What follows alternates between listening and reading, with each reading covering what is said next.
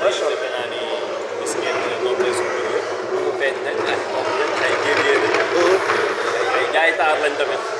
parce que ci nekk yaa ngi jot soo xasee ba soo costume rek nga commencé ngandlu waaw ko sans démarche quoi ñoom ñëpp ay jaay taar. mais yow tam fi nga génn nooy na zone noire barki maay patron maa ko sañse maay patron.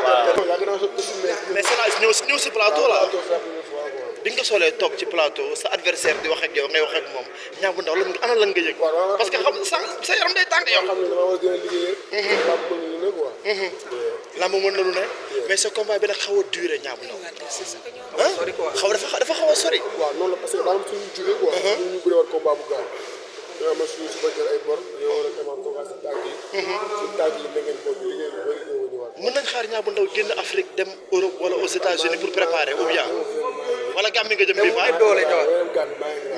ñaari lamb nga nii demoo Gambie nga dem Maroc préparer ji ko ñëw toog Sénégal demoo Gambie bii mën nañ xaar nga dellu Gambie wala.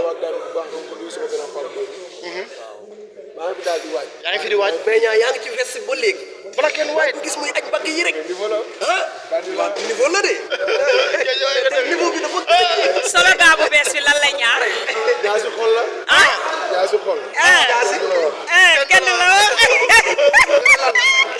Niang bu Ndaw def dernière signature am wax lu daw yaram si dund taxawaat ci kanam waa Guédiawaye yëpp wax lu daw yaram ci dund la dund suma papa la dund suma xarit la dund suma lépp la ñu gis mu war a bëri ngeen nekk ci biir géew bi dernière conseil ji nga ko wax lan la nga xool xale bi mel ni lu am yërmande ci moom tourné parce que autant da nga daan ñëw wax ak moom ñu gis dund bu lucide mais keroog dund dañoo gis dund bu bëri yërmande ci Niang bu Ndaw lan la wax ñeewantal waaw lu tax ma ñëwoon ko lépp rek xam nga avant lamb la quoi. waaw lamb ji dafa méttoon suñu trop.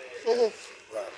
ci bon côté ci bon côté. waaw si côté bépp dañ cee wéet quoi. jàppale wala. jàppale lépp dañ cee wéet. ah waaw dañ cee wéet bu baax a baax a baax.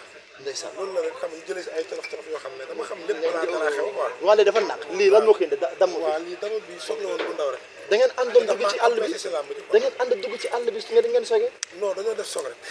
soog rek def ci yoon. ndeysaan mais yàlla baax na ko yàlla suñu borom si defar day mel ni yàq. incha allah kii xale la xale bu ndaw la. ngeen jóge ci combat